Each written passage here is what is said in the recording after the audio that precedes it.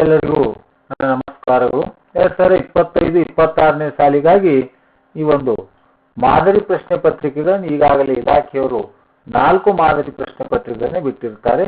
ಹೀಗಾಗಿ ಆ ಒಂದು ಮಾದರಿ ಪ್ರಶ್ನೆ ಪತ್ರಿಕೆಗಳ ಉತ್ತರಗಳನ್ನು ಈ ವಿಡಿಯೋದಲ್ಲಿ ನೋಡ್ತಾ ಇದ್ದೀವಿ. ಪೇಪರ್ 1 ಮಾದರಿ ಪ್ರಶ್ನೆ ಪತ್ರಿಕೆ 1ರ ಆನ್ಸರ್ಸ್ಗಳನ್ನು ನಾವು ಈ ಒಂದು ವಿಡಿಯೋದಲ್ಲಿ ನೋಡ್ತಾ ಇದ್ದೀವಿ.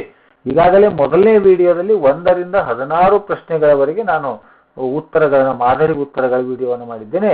ಇಂದಿನ ವಿಡಿಯೋದಲ್ಲಿ ನಾವು ಪ್ರಶ್ನೆ ಸಂಖ್ಯೆ 17ರಿಂದ ಅಂದ್ರೆ 24ರವರೆಗೆ ಅಂದ್ರೆ 2 ಅಂಕದ ಎಲ್ಲಾ ಪ್ರಶ್ನೆಗಳಿಗೂ ಕೂಡ ನಾವು ಈ ಒಂದು ವಿಡಿಯೋದಲ್ಲಿ ಉತ್ತರವನ್ನು ನೋಡ್ತಾ ಇದ್ದೀನಿ. ಹಾಗೆ ಅದೇ ರೀತಿ ಈ ಒಂದು PDF ಲಿಂಕ್ ಅನ್ನು ಕೂಡ ನಾನು ಈ ಒಂದು ವಿಡಿಯೋದ ಡಿಸ್ಕ್ರಿಪ್ಷನ್ ಬಾಕ್ಸ್ ನಲ್ಲಿ ಕೊಟ್ಟಿರುತ್ತೇನೆ ಅಂತ ಹೇಳುತ್ತಾ, ಈಗ ಮೊದಲನೇ ಪ್ರಶ್ನೆ ಅಂದ್ರೆ 2 ಅಂಕದ ಮೊದಲನೇ ಪ್ರಶ್ನೆ 17ನೇ ಪ್ರಶ್ನೆಯನ್ನು ನೋಡ್ತಾ ಹೋಗೋಣ. ಒಂದು ಸಮಾಂತರ ಶ್ರೇಣಿಯಲ್ಲಿ 20 ಪದಗಳವರೆಗಿನ ಮೊತ್ತ 820 ಮತ್ತು 20ನೇ ಪದ 79 ಆದರೆ ಅದರ ಮೊದಲ ಪದವನ್ನು ಕಂಡುಹಿಡಿಯಿರಿ ಅಂತ ಹೇಳಿದ್ದಾರೆ. S20 820. Sn ಅಂದ್ರೆ ಈಗಾಗಲೇ ಸೂತ್ರ ಗೊತ್ತಿದೆ, n/2 bracket 2a plus bracket n - 1 into d 220. n ಅಂದ್ರೆ 20 ಇಲ್ಲಿ ಪದಗಳ ಸಂಖ್ಯೆಯನ್ನು ಕೊಟ್ಟಿದ್ದಾರೆ. n ಬೆಲೆ ಎಷ್ಟಿದೆ 20 ಅಂತಕ್ಕಂಥ n ಬೆಲೆ 20 ಇಲ್ಲಿ ಆದೇಶಿಸಲಾಗಿದೆ. 2a ಪ್ಲಸ್ n ಅಂದ್ರೆ 20. ಈಗ ಇದು ಛೇದವನ್ನು ಹೊಡೆದಾಗ 10 ಬಂತು. 2a ಪ್ಲಸ್ 20ರಲ್ಲಿ 119 d 820. 2a ಪ್ಲಸ್ 19 d 10 ಈ ಕಡೆ ಗುಣಾಕಾರದ ಈ ಕಡೆ ತಂದಾಗ ಭಾಗಿಲೆ ಆಯಿತು. ಈಗ ಇದು 2a ಪ್ಲಸ್ 19 d 82 ಸಮೀಕರಣ 1. ಅದೇ ರೀತಿ ಶ್ರೇಣಿಯ 20ನೇ ಪದ 79 an ಸೂತ್ರ ಇದೆ, a plus bracket n - 1 into D. ಇಲ್ಲಿ ಕೂಡ n ಬೆಲೆ 20 ಇರುವುದರಿಂದ a plus 20 minus 1 into D ಅಂದ್ರೆ 19 ಡಿ. a ಪ್ಲಸ್ 19 ಡಿ 79 ಸಮೀಕರಣ 1 ಮತ್ತು 2ರಿಂದ ಈಗಾಗಲೇ ಡಿ ನಮಗೆ ಸಮ ಇದೆ ಮತ್ತು ಎ ಉತ್ತರವನ್ನು ಕಂಡುಹಿಡಿಯಬೇಕಾಗಿದೆ. ಹಾಗೆ ನೇರವಾಗಿ ಯಾವುದೇ ಸಮೀಕರಣವನ್ನು ಗುಣಾಕಾರ ಮಾಡದೆ 1 ಮತ್ತು 2ರಿಂದ 2a plus 19 D 82, a plus 19 D 79. ಚಿಹ್ನೆಗಳು 2 ಪ್ಲಸ್ ಇದೆ, ಹಾಗಾಗಿ ಬದಲಾವಣೆ ಮಾಡಿಕೊಳ್ಳಲಾಗಿದೆ.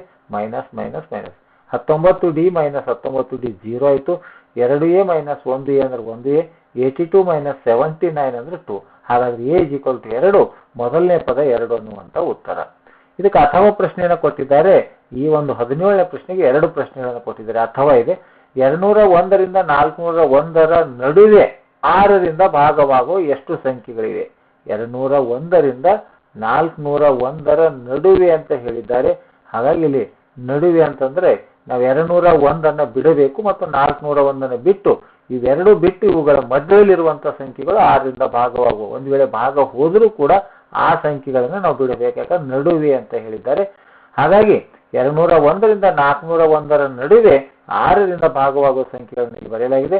204, 210, 212 ಕೊನೆಯ ಪದ 396.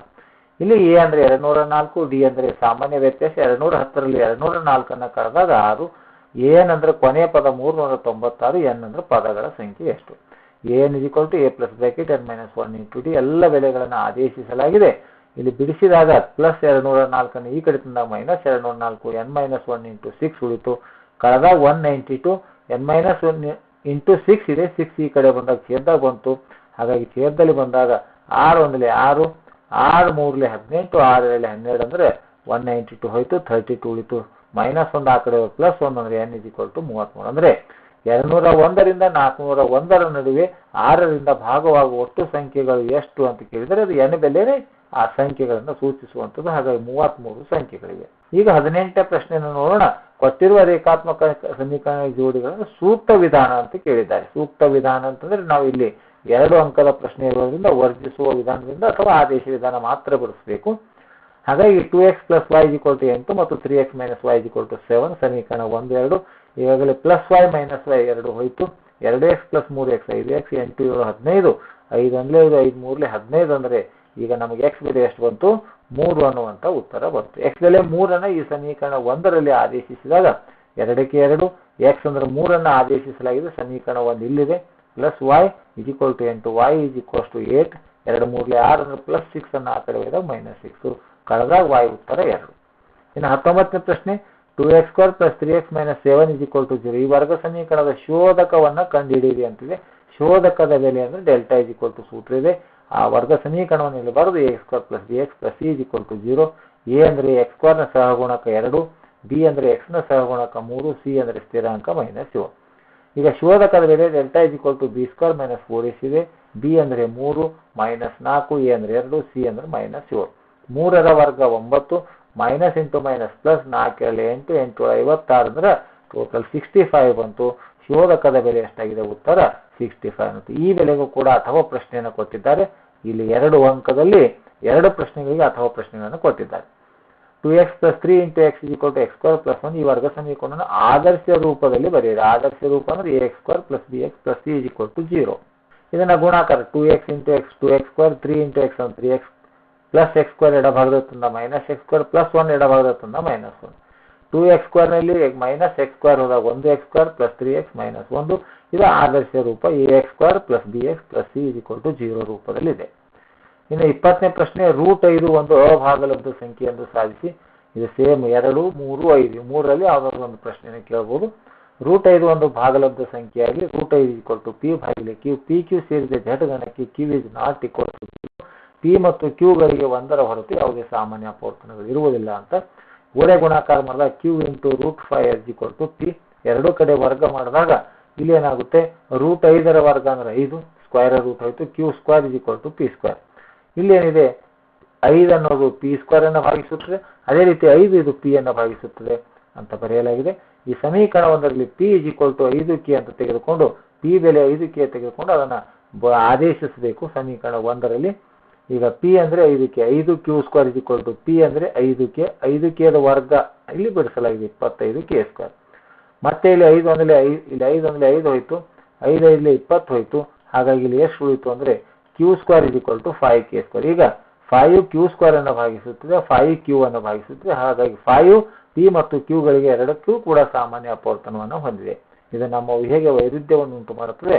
ನಮ್ಮ ಊಹೆ ತಪ್ಪು. ಹಾಗಾಗಿ √5 ಒಂದು ಅಭಾಗಲಬ್ಧ ಸಂಖ್ಯೆ ಅಂತ ಸಾಧಿಸಿದೆ ಅಂತ. ಇನ್ನು ಪ್ರಶ್ನೆ ಸಂಖ್ಯೆ 21 ನೋಡ್ತಾ ಹೋಗೋಣ. 1 6 4 3 ಬಿಂದುಗಳನ್ನು ಸೇರಿಸುವ ರೇಖಾಖಂಡವನ್ನು 1:2ರ ಅನುಪಾತದಲ್ಲಿ ಆಂತರಿಕವಾಗಿ ವಿಭಾಗಿಸುವ ಬಿಂದುವಿನ ನಿರ್ದೇಶಾಂಕವನ್ನು ಕಂಡಿದೆ. ಇಲ್ಲಿ ಮೊದಲನೇದು x1 y1, ಎರಡನೇದು x2 y2, ಅನುಪಾತ m1 m2. P of x is equal xy is equal to m1 x2 plus m2 x1 divided by m1 plus m2, m1 y2 plus m2 y1 divided by m1 plus m2. ಈಗ m1 ಮತ್ತು ಎಲ್ಲ ಬೆಲೆಗಳನ್ನು ಆದೇಶಿಸಿದಾಗ 6/3 ಬಂತು. ಇಲ್ಲಿ 15/3, 3 ಅಂದ್ರೆ 3 2 2 ಬಂತು, 3 5 15 ಅಂದ್ರೆ ಆ ಬಿಂದುವಿನ ನಿರ್ದೇಶಾಂಕ P of xy is equal to ಎಷ್ಟು ಬಂತು? 2 ಮತ್ತು 2 5 ಅನ್ನುವಂಥ ಉತ್ತರ. x ಬೆಲೆ 2, y ಬೆಲೆ 5 ಅನ್ನುವಂಥ ಉತ್ತರ. ಇನ್ನು ಮುಂದಿನ ವಿಡಿಯೋಗಳನ್ನು ಇದೇ ರೀತಿಯಾಗಿ ಮುಂದಿನ ಪ್ರಶ್ನೆಗಳನ್ನು ಮುಂದಿನ 25ನೇ ಪ್ರಶ್ನೆಯಿಂದ ಮುಂದಿನ 3 ಅಂಕದ ಎಲ್ಲ ಪ್ರಶ್ನೆಗಳು ಕೂಡ ನೆಕ್ಸ್ಟ್ 3ನೇ ವಿಡಿಯೋದಲ್ಲಿ ನಾನು ಪರಿಹಾರವನ್ನು ನೀಡ್ತೇನೆ. ಹಾಗಾಗಿ ಅಲ್ಲಿರುವಂಥ ಬೆಲ್ ಬಟನ್ ಮೇಲೆ ಕ್ಲಿಕ್ ಮಾಡಿದ್ದೆ ಆದರೆ ನಾನು ಮಾಡಿರುವಂಥ ವಿಡಿಯೋಗಳ ಒಂದು ನೋಟಿಫಿಕೇಶನ್ ಏನೋ ಬರುತ್ತೆ ಅಂತ ಹೇಳುತ್ತಾ ಈಗ 22ನೇ ಪ್ರಶ್ನೆ. ಚಿತ್ರದಲ್ಲಿ ಟ್ಯಾನ್ ಪಿ ಮತ್ತು ಕಾಸ್ ಆರ್ ಬೆಲೆಗಳನ್ನು ಕಂಡುಹಿಡಿಯಿರಿ. ಇಲ್ಲಿ ಟ್ಯಾನ್ ಪಿ ಅನ್ನುವಂಥದ್ದು, ಟ್ಯಾನ್ ಪಿ ಅಂದ್ರೆ ಇಲ್ಲಿ ಪಿ ಕೋನಕ್ಕೆ ಸಂಬಂಧಪಟ್ಟಂತೆ ಟ್ಯಾನ್ ಅಂದ್ರೆ ಏನು? ಅಭಿಮುಖ ಬಾಹು ಬಾಗಿಲೆ ಪಾರ್ಶ್ವ ಬಾಹು ಅಂತಿದೆ. ಅಭಿಮುಖ ಬಾಹು ಅಂದ್ರೆ ಕ್ಯೂ ಆರ್, ಪಾರ್ಶ್ವ ಬಾಹು ಅಂದ್ರೆ ಪಿ ಕ್ಯೂ. ಕ್ಯೂ ಆರ್ ಅಂದ್ರೆ 5, ಪಿ ಕ್ಯೂ ಅಂದ್ರೆ 12. ಇದು tan P is equal to 5/12. Cos R ಅಂದ್ರೆ ಪಾರ್ಶ್ವ ಬಾಹು ಬಾಗಿಲೆ ವಿಕರ್ಣ. ಈ ಕಾಸ್ ಆರ್ ಕೋನಕ್ಕೆ ಸಂಬಂಧಪಟ್ಟಂತೆ ಪಾರ್ಶ್ವ ಬಾಹು ಅಂದ್ರೆ ಕ್ಯೂ ಆರ್, ವಿಕರ್ಣ ಅಂದ್ರೆ ಪಿ ಆರ್. ಇಲ್ಲಿ ಬರೆಯಲಾಗಿದೆ. ಕ್ಯೂ ಆರ್ ಅಂದ್ರೆ 5, ಪಿ ಆರ್ ಅಂದ್ರೆ 13 ಅನ್ನುವಂಥ ಉತ್ತರ. ಇನ್ನು 23ನೇ ಪ್ರಶ್ನೆ. ಚಿತ್ರದಲ್ಲಿ ಸಿಪಿ ಮತ್ತು ಸಿಕ್ಯೂಗಳು ಓ ಕೇಂದ್ರಗಳು ವೃತ್ತಕ್ಕೆ ಸ್ಪರ್ಶಕಗಳಾಗಿವೆ. ಎಆರ್ಬಿಯು ಆರ್ ಬಿಂದುವಿನಲ್ಲಿ ಮತ್ತೊಂದು ಸ್ಪರ್ಶಕವಾಗಿದೆ. ಸಿಎಬಿ ತ್ರಿಭುಜದ ಸುತ್ತಳತೆಯು ಸಿಪಿ ಸ್ಪರ್ಶಕ ಉದ್ದದ 2ರಷ್ಟು ಇರುತ್ತೆ. ಇಲ್ಲಿ CP is equal to CQ ಇದೆ. ಅದೇ ರೀತಿ AP is equal to R, BR is equal to B. ಬಿಂದುವಿನಿಂದ ವೃತ್ತಕ್ಕೆ ಆದ ಸ್ಪರ್ಶಗಳು. ಪಿಸಿ ಇಸ್ ಈಕ್ವಲ್ ಟು ಪಿಸಿಯ ಉದ್ದ, ಪಿಸಿ ಅಂದ್ರೆ P A plus A C. QC ಅಂದ್ರೆ ಏನು? ಕ್ಯೂಬಿ ಪ್ಲಸ್ ಬಿ ಸಿ ಅನ್ನುವಂಥದ್ದು. ಯಾಕೆ? ಬಾಹ್ಯ ಬಿಂದು ಸಿ ನಿಂದ ವೃತ್ತಕ್ಕೆ ಆದ ಸ್ಪರ್ಶಗಳು. ಅದೇ ರೀತಿ ಚಿತ್ರದಲ್ಲಿ P A is equal to B A R, P A is equal to A ಬಿಂದುವಿನಿಂದ ವೃತ್ತಕ್ಕೆ ಆದ ಸ್ಪರ್ಶಗಳು. B R is equal to B Q, B ಬಿಂದುವಿನಿಂದ ವೃತ್ತಕ್ಕೆ. ಸಿ ಎ ಬಿಯ ಸುತ್ತಳತೆ C A plus A B plus B C ಇದೆ. ಇಲ್ಲಿ ಎ ಬಿ ಅಂತಕ್ಕಂಥದ್ದು ಏನಾಗಿದೆ? A R plus B R ಅನ್ನಾಗಿದೆ. ಈ ಎ ಆರ್ ಅನ್ನ ಈ ಕಡೆ C A plus A P, C A plus A R B R. ಇದನ್ನೇ ಒಂದು ಕಡೆ ಮಾಡಿದಾಗ ನಾವು B R plus B Q ಅಂದರೆ ಸಿ ಆರ್ ಇಲ್ಲಿ ತೆಗೆದುಕೊಂಡಿರ್ತಕ್ಕಂಥ C A plus A R ಅನ್ನುವಂಥದ್ದು. C A plus A R. A R ಅಂದ್ರೆ ಏನು? ಎ ಪಿಗೆ ಸಮ ಅಂತ ಇಲ್ಲಿ ತೆಗೆದುಕೊಂಡಿದ್ದು. ಎ ಆರ್ ಅಂದ್ರೆ ಏನು? ಎ ಪಿಗೆ ಸಮ. ಬಿ ಆರ್ ಅಂದ್ರೆ ಬಿ ಕ್ಯೂ ಸಮ. C A plus C Q ಅಂದ್ರೆ C A plus A P total P C ಅನ್ನ ಆಗುತ್ತೆ ಅಂತ. ಈಗ CA plus AP PC BQ plus BC, ಇಲ್ಲಿ BQ plus BC, BQ plus BC total BC, CA plus PA PC ಆಗಿದೆ ಅಂತ. ಇದು ಒಂದಾಯಿತು PC plus QC. ಆದರೆ CABಯ ಸುತ್ತಳತೆ PC ಪ್ಲಸ್ QC ಇದೆ. PC ಅಂದ್ರೆ PC, QC ಅಂದ್ರೆ QC. ಸಮೀಕರಣ 1ರಿಂದ ಇವೆರಡು ಬಾಹ್ಯ ಬಿಂದುವಿನಿಂದ ವೃತ್ತಕ್ಕೆ ಅಥವಾ ಸ್ಪರ್ಶಗಳಿಂದ ಎರಡು ಸಮನಾಗಿರುತ್ತೆ. ಹಾಗಾಗಿ QC ಇರುವಲ್ಲಿ PC ಅನ್ನು ತುಂಬಲಾಗಿದೆ. ಯಾಕಂದ್ರೆ ನಾವು PC ಯ 2ರಷ್ಟು ಅಂತ ಕೇಳಿದರೆ 1 PC ಪ್ಲಸ್ 1 PC ಅಂದ್ರೆ PC plus PC 2PC. CAB ತ್ರಿಭುಜದ ಸುತ್ತಳತೆ PC ಯ 2ರಷ್ಟು ಅಂತ ಹೇಳ್ಯಾರ. CAB ತ್ರಿಭುಜದ ಸುತ್ತಳತೆಯು CP ಸ್ಪರ್ಶಕದ 2ರಷ್ಟು. CP ಅನ್ನೋದು ಸ್ಪರ್ಶಕದೇ, ಅದರ 2ರಷ್ಟು ಅದರ ಸುತ್ತಳತೆಗೆ ಸಮ ಇದೆ ಎನ್ನುವಂತ ಉತ್ತರ. ಇನ್ನು ಕೊನೆಯ ಪ್ರಶ್ನೆ 2 ಅಂಕದಲ್ಲಿ 24ನೇ ಪ್ರಶ್ನೆ. ಎರಡು ಸಂಖ್ಯೆಗಳ ಮೊಸ ಮತ್ತು ಲೋಸಗಳ ಗುಣಲಬ್ಧ 2016 ಕೊಟ್ಟಿದ್ದಾರೆ. ಅವುಗಳಲ್ಲಿ ಒಂದು ಸಂಖ್ಯೆಯು 42 ಆದರೆ ಇನ್ನೊಂದು ಸಂಖ್ಯೆಯನ್ನು ಕಂಡುಹಿಡಿಯಿರಿ ಹಾಗೂ ಆ ಎರಡು ಸಂಖ್ಯೆಗಳ ಮೊಸವನ್ನು ಅವಿಭಾಜ್ಯ ಅಪವರ್ತನ ವಿಧಾನದಿಂದ ಕಂಡುಹಿಡಿಯಿರಿ ಅಂತ ಪ್ರಶ್ನೆ ಇದೆ. ಮೊಸ ಮತ್ತು ಲೋಸಗಳ ಗುಣಲಬ್ಧ 2016 ಹೇಳಿದ್ರು. ಅವುಗಳಲ್ಲಿ ಒಂದು ಸಂಖ್ಯೆ 42 ಆದರೆ ಇನ್ನೊಂದು ಸಂಖ್ಯೆ ಕಂಡುಹಿಡಿ ಅಂತ ಹೇಳಿದ್ರು. ಅವುಗಳ ಎರಡು ಸಂಖ್ಯೆಗಳ ಗುಣಲಬ್ಧ ಎರಡು ಮೊಸ ಮತ್ತು ಲೋಸಗಳ ಗುಣಲಬ್ಧಕ್ಕೆ ಸಮಾನಾಗಿದೆ ಅನ್ನುವಂಥ ಸೂತ್ರ ಇದೆ ಅದಲ್ಲ. A into B H into L. A ಅಂದರೆ 42 ಒಂದನೇ ಸಂಖ್ಯೆ, B ಅಂದರೆ ಎರಡನೇ ಸಂಖ್ಯೆ ಕಂಡುಹಿಡಿದಿದೆ. H ಇಂಟು L ಅಂದರೆ ನೇರವಾಗಿ 2016 ಕೊಟ್ಟಿದ್ದಾರೆ. ಹಾಗಾಗಿ H ಇಂಟು L ಅಂದರೆ 2016. B H 2016 ಇಂಟು 42 ಇರೋದ್ರಿಂದ ಛೇದದಾಗ ಬಂತು. 42 ಒಂದಲೇ 42, 48 ಅಂದ್ರೆ ಇನ್ನೊಂದು ಸಂಖ್ಯೆ ಎರಡನೇ ಸಂಖ್ಯೆ B H ಎಷ್ಟು ಬಂತು? 48. ಈ 42 ಮತ್ತು 48 ಎರಡು ಸಂಖ್ಯೆಗಳಿಗೆ ಅವಿಭಾಜ್ಯ ಅಪವರ್ತನದಿಂದ ಮೊಸ ಕಂಡಿಡಿ ಅಂತ ಹೇಳಿದ್ರೆ 42 ಅವಿಭಾಜ್ಯ ಅಪವರ್ತನಗಳು 2 2 4, 2 1 2, 3 ವೇಳೆ 21, 7 7. 42 ಅವಿಭಾಜ್ಯ ಅಪವರ್ತನಗಳನ್ನು ಇಲ್ಲಿ ಬರೆಯಲಾಗಿದೆ. 48 ಅವಿಭಾಜ್ಯ ಅಪವರ್ತನಗಳು ಕಂಡುಹಿಡಿದು ಇಲ್ಲಿ ಬರೆಯಲಾಗಿದೆ. ಇನ್ನು ಸಾಮಾನ್ಯ ಅಪವರ್ತನ 2 ಮತ್ತು 3 ಅಂತಿದೆ. ಸಾಮಾನ್ಯ ಅಪವರ್ತನಗಳು ಅಂದ್ರೆ ಇಲ್ಲಿ 2 ಇಂಟು 3 ಅನ್ನುವಂಥದ್ದು. ಅಂದ್ರೆ ಯಾವ್ಯಾವ ಸಾಮಾನ್ಯ ಅಪವರ್ತನಗಳು ಎಲ್ಲವುಗಳನ್ನ ಬರೆದು ಗುಣಾಕಾರವನ್ನು ಮಾಡಬೇಕು. 2 ಇಂಟು 3 ಅಂದರೆ ಮೊಸ ಎಷ್ಟು? 2 3 6 ಅನ್ನುವಂಥ ಉತ್ತರ. ನಮಗೆ ಮೊಸವನ್ನು ಕಂಡುಹಿಡಿಯಿರಿ ಅಂತ ಕೊಟ್ಟಿದ್ದಾರೆ. ಆದ್ಮೇಲೆ ಈ ರೀತಿಯಾಗಿ ಮಾಡೆಲ್ ಕ್ವಶನ್ ಪೇಪರ್ 1ರಲ್ಲಿ ಬರುವಂತ ಮಾಡೆಲ್ ಕ್ವಶನ್ ಪೇಪರ್ 1ರಲ್ಲಿ ಬಂದಿರತಕ್ಕಂಥ ನಾನು ಈಗಾಗಲೇ 1ರಿಂದ 24 ಪ್ರಶ್ನೆಗಳಿಗೆ ಪರಿಹಾರವನ್ನು ಅಂದ್ರೆ 1ನೇ ವಿಡಿಯೋದಲ್ಲಿ ಮೊದಲ 16 ಪ್ರಶ್ನೆಗಳು, 2ನೇ ವಿಡಿಯೋದಲ್ಲಿ 8 ಪ್ರಶ್ನೆಗಳು ಅಂದ್ರೆ ಟೋಟಲಿ 24 ಪ್ರಶ್ನೆಗಳಿಗೆ ಪರಿಹಾರವನ್ನು ನೀಡಿದ್ದೇನೆ. 3ನೇ ವಿಡಿಯೋದಲ್ಲಿ 3 ಅಂಕದ ಎಲ್ಲಾ 9 ಪ್ರಶ್ನೆಗಳಿಗೆ ಪರಿಹಾರವನ್ನು ನೀಡ್ತಾ ಇದ್ದೀನಿ. 4ನೇ ವಿಡಿಯೋದಲ್ಲಿ 4 ಅಂಕ ಮತ್ತು 4 ಅಂಕದ 4 ಪ್ರಶ್ನೆಗಳು ಮತ್ತು 5 ಅಂಕದ 1 ಪ್ರಶ್ನೆಗಳಿಗೆ ನಾನು ಪರಿಹಾರವನ್ನು ನೀಡುತ್ತೇನೆ ಅಂತ ಹೇಳುತ್ತಾ ಈ ವಿಡಿಯೋ ಇಷ್ಟ ಆದರೆ ದಯವಿಟ್ಟು ಲೈಕ್ ಮಾಡಿ, ಶೇರ್ ಮಾಡಿ ಮತ್ತು ಸಬ್ಸ್ಕ್ರೈಬ್ ಮಾಡೋದನ್ನು ಮರೆಯಬೇಡಿ ಅಂತ ಹೇಳುತ್ತಾ ಈ ವಿಡಿಯೋ ನೋಡಿರೋ ತಮ್ಮೆಲ್ಲರಿಗೂ ನನ್ನ ನಮಸ್ಕಾರ.